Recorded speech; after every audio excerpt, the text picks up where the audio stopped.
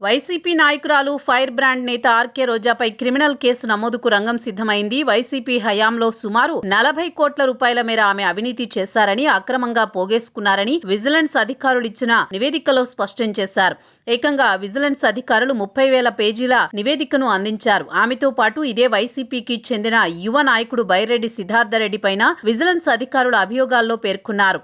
ఆయన కూడా ఈ అవినీతిలో ప్రధాన భాగస్వామి అన్నారు. దీంతో సర్కారు వీరిపై చర్యలకు సిద్ధమవుతోంది.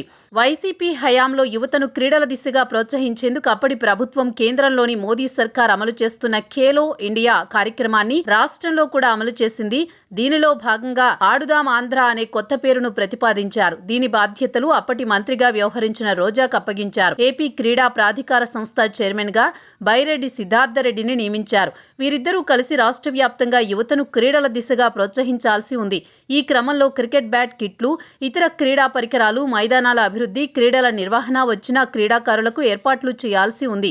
అయితే ఇదే వారికి అవినీతికి ఆలవాలంగా మారిందని విజిలెన్స్ అధికారులు స్పష్టం చేశారు. నాసిరకమైన క్రీడా పరికరాలు అత్యధిక ధరలకు కొనుగోలు చేసి కమిషన్లు తీసుకున్నారని, మైదానాల అభివృద్ధి పేరుతో కేవలం మట్టిని తరలించి గ్రావెల్ గా రికార్డుల్లో నమోదు చేశారని, క్రీడాకారులకు 3 స్టార్ హోటల్ భోజనాల ఏర్పాటు పేరుతో మెస్ భోజనాలు పెట్టి సొమ్ములు వెనకేసుకున్నారు. ఇలా అడుగడుగున అవినీతి జరిగిందని, కేవలం 30 కోట్ల రూపాయలు ఖర్చయ్యే చోట మొత్తం 100 కోట్ల రూపాయలు ఖర్చు చూపించారని విజిలెన్స్ పేర్కొంది. వాస్తవానికి రోజా బైరెడ్డి వ్యవహారం ఇప్పటిది కాదు. వైసీపీ హయాంలోనే ఆ పార్టీకి చెందిన శ్రీకాకుళం నాయకుడు ఫిర్యాదు చేశారు. నాసిరకమైన బ్యాట్లు ఇచ్చారంటూ ఆయన మీడియా ముందే వ్యాఖ్యానించారు.